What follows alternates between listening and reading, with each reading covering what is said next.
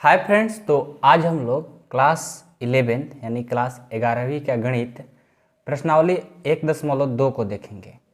पिछले वीडियो में हम लोग ने प्रश्नावली 1.1 को यानी 1.1 को सॉल्व किया था और सभी लोग को समझ में भी आया था। ठीक है, और आप नहीं देखें तो जाकर लिंक डिस्क्रिप्शन में है, वहाँ पर आप देख सकते हैं।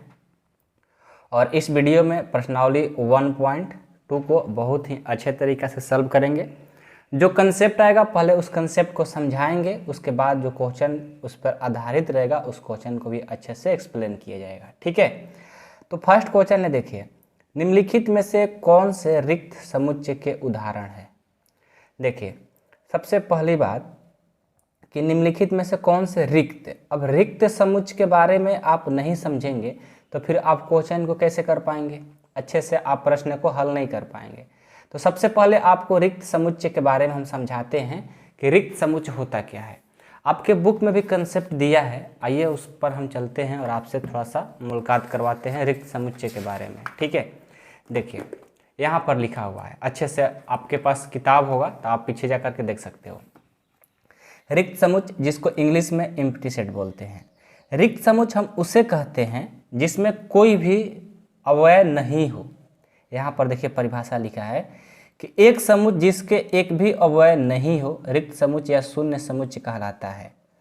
इसको मतलब रिक्त मतलब खाली होता है, मतलब रिक्त समुच्चय में कोई भी अवयव नहीं होना चाहिए। जब कुछ नहीं होगा तो उसको रिक्त समुच्चय बोलेंगे। क्वेश्चन के अकॉर्डिंग आपको समझ में अच्छे तरीके से आएगा। ठीक है, और साथ में ये भी देखिए, रिक्त समुच्चय को प्रतीक मतलब रिक्त समुच्चय को इसके द्वारा फाई द्वारा या इसमें ऐसे करके इसमें कुछ नहीं रहेगा तो मतलब फाई द्वारा इसको सूचित किया जाता है। आइए यहाँ पर जब क्वेश्चन आपको समझ में आएगा ना, जब क्वेश्चन बनवाएंगे तो आप लोग को और अच्छे तरीक़ा से समझ में आएगी बात। ठीक है, देखिए यहाँ पर है फर्स्ट क्वेश्चन कि 2 से भाज्य विषम प्रकृत संख्याओं का समुच्चय। 2 से भाज्य, अब बताइए तो, अब विषम संख्या है। ठीक है, क्या है, विषम संख्या है, विषम प्रकृत संख्या है। अब बोल रहा है कि ये 2 से भाज्य हो, तब विषम संख्या क्या होता है, 1 होता है, 3 होता है, 5 होता है, 7 होता है। अब ये कभी 2 से भाग लगेगा, पूरा पूरा नहीं लग सकता। तो 2 से भाज्य विषम प्रकृत संख्या का समुच्चय क्या होगा, इसमें कुछ नहीं मिलेगा। जब कुछ नहीं मिलेगा तो क्या बोलेंगे कि यह रिक्त समुच्चय है। रिक्त समुच्चय ऐसे भी लिख सकते हो कि यह रिक्त समुच्चय है। ये आपका आंसर हो गया। और यदि आप इसका प्रतीक द्वारा यानी किससे सूचित किया जाता है रिक्त समुच्चय को, याद रखिएगा, ऐसे करके इसका पेट फाड़ दीजिए, यानी ऐसे 0 लिख करके इसका पेट फाड़ देने पर इसको रिक्त समुच्चय ही कहा जाएगा। इसको ऐसे फाई बोला जाता है। ठीक है, इसको क्या बोला जाता है, फाई, ऐसे कर देना है। ये क्या होता है, रिक्त समुच्चय। ठीक है, तो आप ऐसे भी कर दो, इसका आंसर में ऐसे भी कर सकते हो, नहीं तो आप रिक्त समुच्चय लिख सकते हो। ठीक है, ये क्या मिला, रिक्त समुच्चय मिला। रिक्त समुच्चय किससे कहते हैं, जिसमें कोई भी, जिसमें एक भी अवयव नहीं हो उसे रिक्त समुच्चय। रिक्त का दूसरा नाम क्या होता है, खाली। ठीक है, इंग्लिश में इसको क्या बोलते हैं, एम्प्टी सेट। इसे याद रखिएगा। अब आपको सारे क्वेश्चन बनाने में बहुत मदद भी मिलेगा और सारे क्वेश्चन भी आपसे सॉल्व हो जाएंगे। ठीक है, चलिए इसका नेक्स्ट क्वेश्चन, इसका 2 नंबर, पहला बना दिए। अब दूसरा देखते हैं। दूसरा क्या है, दूसरा ध्यान से पढ़िएगा। देखिए इसका दूसरा है कि सम अभाज्य संख्याओं का समुच्चय। अब सम अभाज्य संख्या, सम अभाज्य संख्याओं का समुच्चय बताओ। अब सम अभाज्य संख्या कौन होती है बताइए तो। दूसरा क्वेश्चन है कि सम अभाज्य संख्या, सम अभाज्य संख्या, सम अभाज्य संख्या कौन सा होती है, एक 2 है जो सम अभाज्य संख्या होती है। 2 जो है अभाज्य संख्या तो है लेकिन ये सम भी होता है, तो 2 जो है एक सम अभाज्य संख्या होती है, हमेशा याद रखिएगा।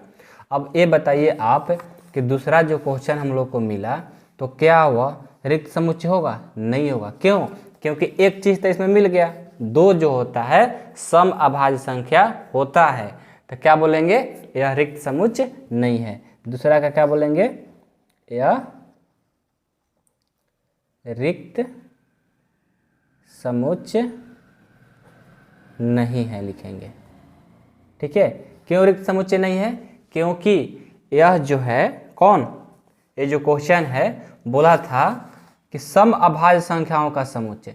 तो सम अभाज्य संख्या में तो कुछ ना कुछ मिल ही जा रहा है। क्या मिल रहा है? दो एक ऐसी संख्या है जो सम अभाज्य संख्या होती है, तो इसमें कुछ ना कुछ मिल गया। रिक्त समुच्चय क्या कहता है? जिसमें कुछ भी ना हो, कोई खाली हो। तो इसमें तो खाली मिला नहीं, इसलिए यह क्या हो गया? यह सम अभाज्य संख्या या अरिक्त समुच्चय, यानी रिक्त समुच्चय नहीं बोलेंगे। ठीक है, तीसरा देखिए, तीसरा है कि एक सच डेट एक्स एक प्राकृत संख्या है जो एक्स है 5 से छोटा है। क्या है? 5 से छोटा है और साथ ही में 7 से बड़ा है। देखिए तीसरा क्वेश्चन बोला है, इसका थर्ड क्वेश्चन कि एक्स जो है क्या है? 5 से छोटा है तथा और क्या है? एक्स जो है 7 से बड़ा है। अब बताइए तो आप ही, ये आपको क्वेश्चन दे दिया गया है कि x जो है 5 से छोटा है, तो 5 से छोटा में क्या मिलेगा? 4, 3, 2, 1, यही सब संख्या मिलेगा। और यहाँ जो x है, यहाँ जो x है, ये क्या बोला है? 7 से बड़ा होना चाहिए। 7 से बड़ा क्या होगा? 8, 9, 10। अब ये दोनों में कंपेयर करिए, क्या दोनों एक साथ मिल रहा है? नहीं मिल रहा है। x इधर कुछ अलग मिल रहा है, इधर कुछ अलग मिल रहा है, तो कुछ नहीं मिल रहा है। जब कुछ नहीं मिलेगा तो क्या मिला? 0, यानी इसको बोलेंगे तीसरा का आंसर क्या हो जाएगा? रिक्त समुच्चय है। क्या बोलेंगे? रिक्त समुच्चय है, इसका आंसर कहेंगे। ठीक है, इसे हमेशा याद रखिए, कोई दिक्कत नहीं किसी को, बहुत ईजी है। ठीक है, सारे क्वेश्चन ईजी है। चौथा देखो, y सच डेट y किन्हीं भी दो समांतर रेखाओं का उभयनिष्ठ बिंदु है। देखो किन्हीं दो समांतर रेखा, अब समांतर रेखा के बारे में पहले चर्चा कर लेते हैं। देखो ध्यान से देखिएगा, अब क्या है कि मान लो कि दो समांतर रेखा की बात किया है, एक ये समांतर हो गया और एक ये, दो रेखा है और दोनों एक दूसरे से क्या है? समांतर है। ये बोला है कि उभयनिष्ठ बिंदु, उभयनिष्ठ कहने का मतलब मिलान होना। ठीक है, अब कोई भी समांतर रेखा होती है सीधे चले जाती है, सीधा चले जाएगा, आपका पेज खत्म हो जाएगा, पूरा पेज खत्म हो जाएगा, आप और पेज लगा लो, ऐसे ही चलते जाएगा, खत्म होने वाला नहीं है। कभी भी ये ऐसा मुड़ने वाला नहीं है, मिलने वाला नहीं है, समांतर रेखा चलते जाएगी। तो कभी दूसरे एक दूसरे से मिलेगी? नहीं मिलेगी, तो यानी कुछ नहीं मिला। नहीं जब कुछ मिला तो क्या बोलेंगे? चौथा भी क्या हो जाएगा आंसर इसका? रिक्त समुच्चय है, इसका आंसर हो गया। समझ में आ रहा है ना? बहुत इजी है, बस ध्यान से आपको देखना होता है। ठीक है, बहुत इजी है, समझ में आ गया। अब चलिए इसका नेक्स्ट देखते हैं। नेक्स्ट क्या है? दूसरा देखो, दूसरा है कि निम्नलिखित समुच्चय में से कौन परिमित और कौन अपरिमित है। अब परिमित और अपरिमित के बारे में आ गया। ठीक है, परिमित और अपरिमित के बारे में, तो पहले आपको हम परिमित और अपरिमित के बारे में कुछ समझा देते हैं, क्या होता है परिमित और क्या होता है अपरिमित। देखिए परिमित जो होता है, परिमित समुच्चय, कोई भी क्वेश्चन बताने से पहले आप लोग को हम कंसेप्ट सिखाने की जरूर कोशिश करेंगे, क्योंकि जब कंसेप्ट सीख जाएंगे तो कोई भी क्वेश्चन बना लेंगे। ठीक है, और क्वेश्चन के अकॉर्डिंग ही, मान लीजिए जब क्वेश्चन नंबर 1 में रिक्त समुच्चय आया था तो वहीं पर आपको रिक्त समुच्चय के बारे में समझाएं, उसके बाद क्वेश्चन कराएंगे तो अच्छे से समझ में आएगा। ठीक है, अब परिमित समुच्चय आया है, तो परिमित समुच्चय क्या होता है? परिमित समुच्चय उसको बोलेंगे जिसको हम परिभाषित कर सकते हैं, जिसको हम गिन सकते हैं, उसको परिमित। और अपरिमित क्या होता है? अपरिमित समुच्चय क्या होगा? जिसको हम परिभाषित नहीं कर सकते, जिसको हम गिन नहीं सकते, बस यही कंसेप्ट है। परिमित जिसको हम गिन सकते हैं, जिसको परिभाषित कर सकते हैं, अपरिमित जिसको गिन सकते नहीं हैं, जिसको आप परिभाषित कहते हैं। ठीक है, आइए अब क्वेश्चन के अकॉर्डिंग आपको सारे क्वेश्चन भी समझ में आ जाएंगे। बहुत इजी है, बहुत इजी, बहुत इजी। क्या है फर्स्ट क्वेश्चन? क्वेश्चन पढ़िए, वर्ष के महीनों का समुच्चय, वर्ष के महीनों का समुच्चय बोला है। कौन सा वर्ष? अरे जो वर्ष होता है एक ही वर्ष होता है ना, एक वर्ष में महीनों का समुच्चय, एक वर्ष में कितने महीना होता है? देखो दूसरा का पहला, एक वर्ष में कितने महीना, जनवरी फरवरी, शॉर्ट में लिख रहे हैं, ठीक है, जनवरी फरवरी मार्च अप्रैल, थोड़ा सा यहाँ पर किताब लगा लेते हैं, अच्छा रहेगा, ठीक है। देखो अप्रैल मई जून जुलाई अगस्त सितंबर अक्टूबर नवंबर दिसंबर, यही होता है ना 12 महीना। तो बोला है कि वर्ष के महीनों का समुच्चय। अब एक वर्ष में 12 महीना होता है तो हम इसको गिन सकते हैं, एक परिभाषित है ना, तो जब परिभाषित है तो फिर क्या बोलेंगे, यह समुच्चय है, यानी परिमित समुच्चय। पहला का आंसर क्या होगा, पहला का आंसर यहाँ पर लिखिए परिमित समुच्चय। क्या होगा, परिमित समुच्चय होगा। क्यों परिमित समुच्चय हुआ, परिमित समुच्चय इसलिए हुआ है कि हम इसको गिन सकते हैं, इसको परिभाषित कर सकते हैं। क्यों, क्योंकि एक वर्ष में महीना का जो महीना होता है वो 12 महीना होता है, जो आपको सामने दिखा दी, ठीक है। बस आपको इतना लिखना है, ये सब एग्जाम में नहीं लिखना है, सिर्फ इतना लिख देना होता है, ठीक है। आपको तो समझाने के लिए इतना मेहनत कर रहे हैं। दूसरा क्या है, दूसरा है कि 1 2 3 डॉट डॉट डॉट डॉट। अब एक क्वेश्चन क्या है, 1 2 3 डॉट डॉट डॉट, ये चलते जाएगा, पता नहीं कहाँ तक ये चलेगा, नहीं पता है ना, फिक्स पॉइंट नहीं है। जब फिक्स पॉइंट नहीं है तो क्या बोलेंगे, इसको हम नहीं गिन सकते हैं, तो क्या बोलेंगे दूसरा को, इसका आंसर क्या होगा, अपरिमित समुच्चय होगा। क्या होगा, अपरिमित समुच्चय होगा, हमेशा याद रखिएगा, ठीक है। तीसरा इसका देखिए, तीसरा क्या है, तीसरा पढ़िए। तीसरा है कि 1 2 3, इसको लिख लेते हैं, 1 2 3 डॉट डॉट 99 100। देखो 1 2 3 से तो स्टार्ट हुआ, लेकिन डॉट डॉट करके 99 100 तक अंत हो गया, यानी इसको हम गिन सकते हैं कि 100 तक है। तो क्या है, जब गिन सकते हैं तो परिमित होगा, तो लिखेंगे परिमित समुच्चय, ओके। चौथा देखो, चौथा क्या है, 100 से बड़े धन पूर्णांकों का समुच्चय। अब 100 से बड़े, अब 100 से बड़ा नंबर क्या होगा, 101 102 103 104, ऐसे ही कहाँ तक जाएगा कोई पता नहीं है। जब पता नहीं है तो हम इसको परिमित बोलेंगे का परिमित, अपरिमित बोल देंगे, क्योंकि 100 से बड़ा बोला है। तो चौथा के आंसर अपरिमित समुच्चय, ठीक है। पांचवा, पांचवा क्या है, 99 से छोटे अभाज्य पूर्णांकों का समुच्चय। अब 99 से छोटा बोला है, मतलब अभाज्य जो पूर्णांक, अभाज्य पूर्णांक जो स्टार्ट होता है 1 से स्टार्ट होगा, ठीक है। तो या 1 से स्टार्ट होगा और 99 के बीच में, उसको तो हम गिन सकते हैं, ठीक है। तो क्या बोलेंगे, परिमित समुच्चय। ये हो गया आपका दूसरा का आंसर, ठीक है।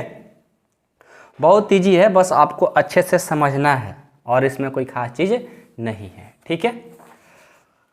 अगला देखिए, ध्यान से देखिएगा, शायद वैसा ही भी क्वेश्चन है कि निम्नलिखित समुच्चयों में से, निम्नलिखित समुच्चयों में से प्रत्येक के लिए बताइए कि कौन परिमित है और कौन अपरिमित है।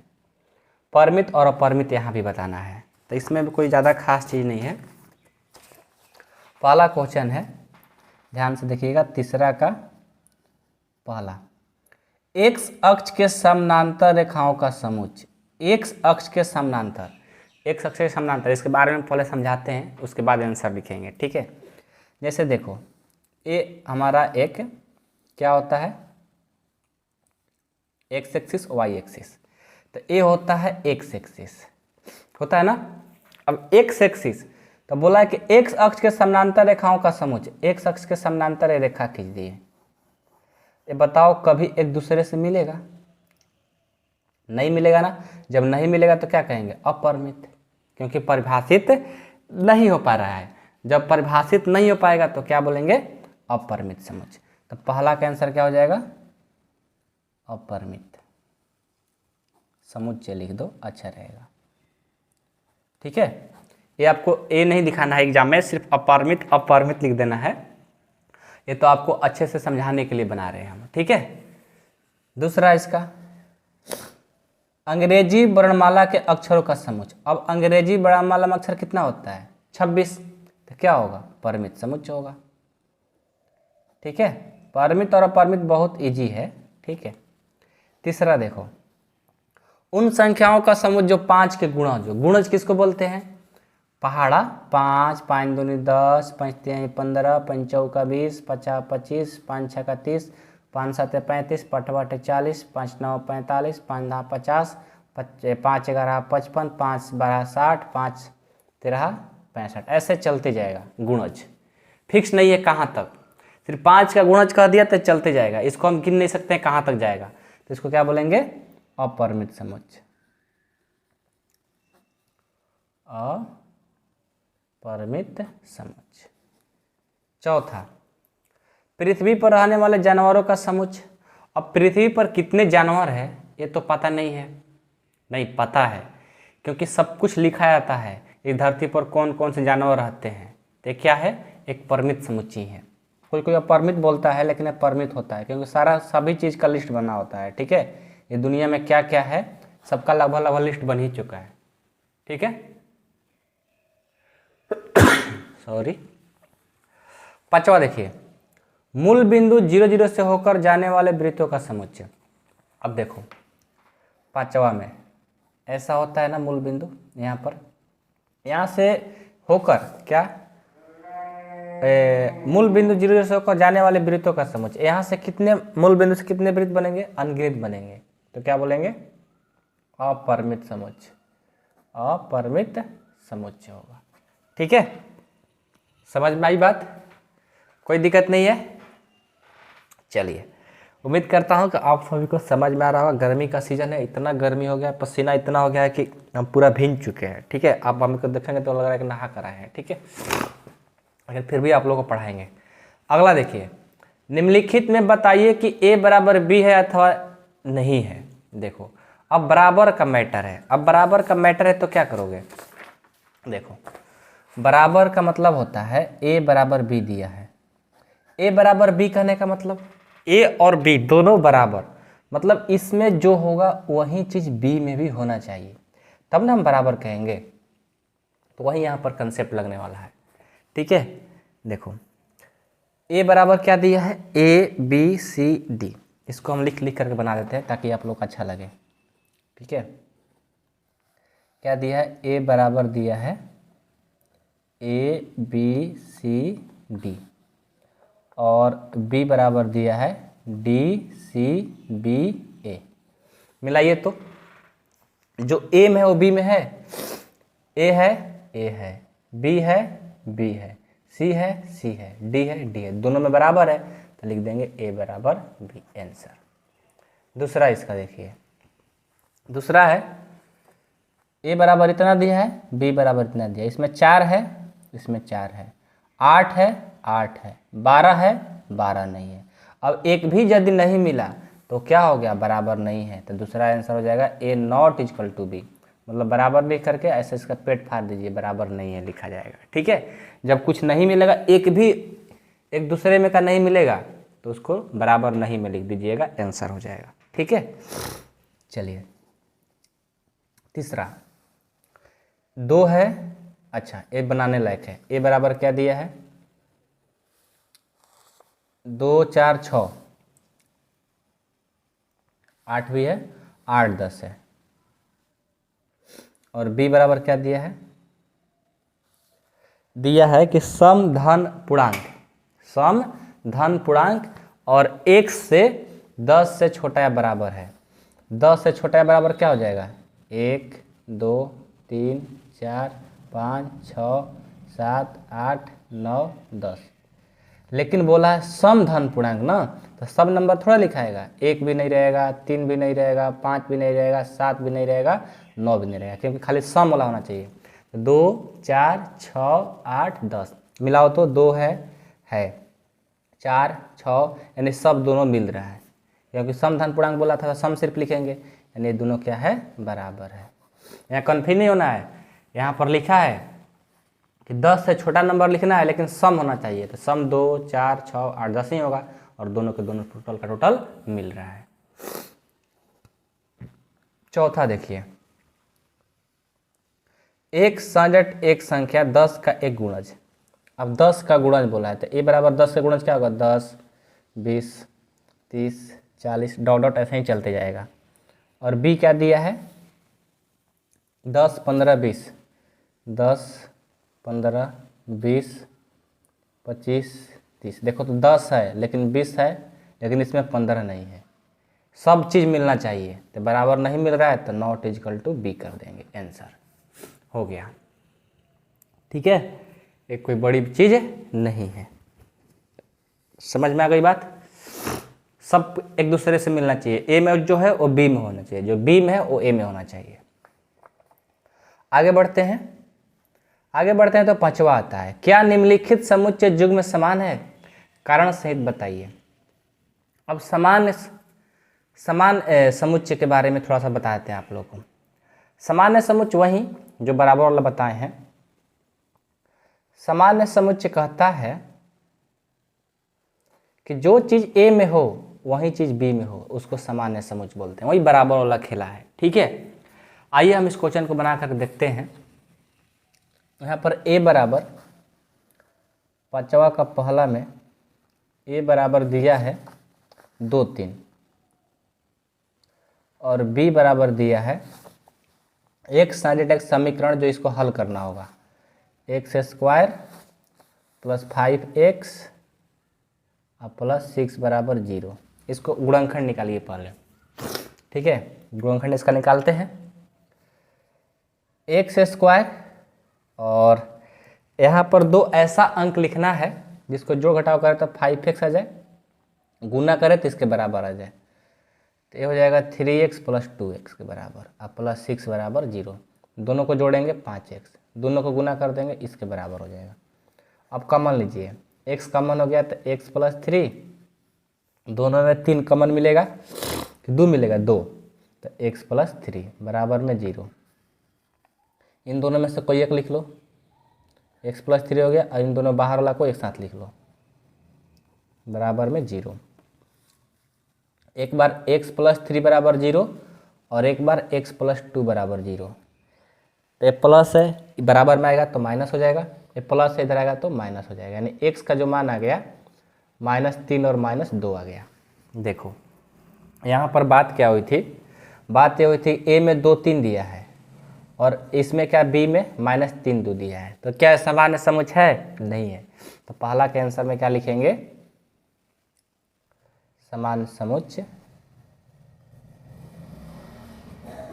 नहीं है, ये इसका आंसर होगा। ठीक है, बात समझ में आई। आगे देखते हैं दूसरा इसका, एक्स में फॉलो एक अक्षर दिया है जो आपको पिछले एक्सरसाइज में इसके बारे में हम पढ़ाए थे।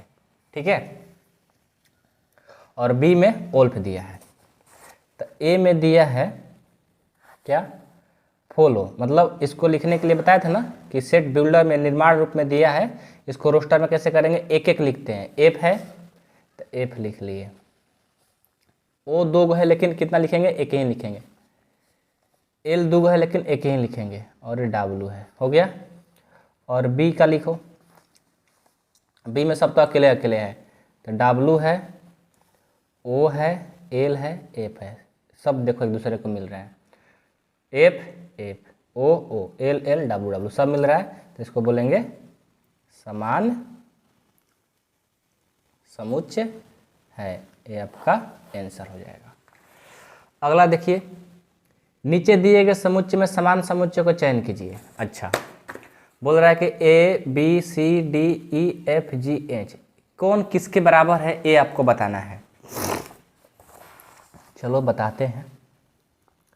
ए बराबर दिया है 2, 4, 8, 12, 2, 4, 8, 12।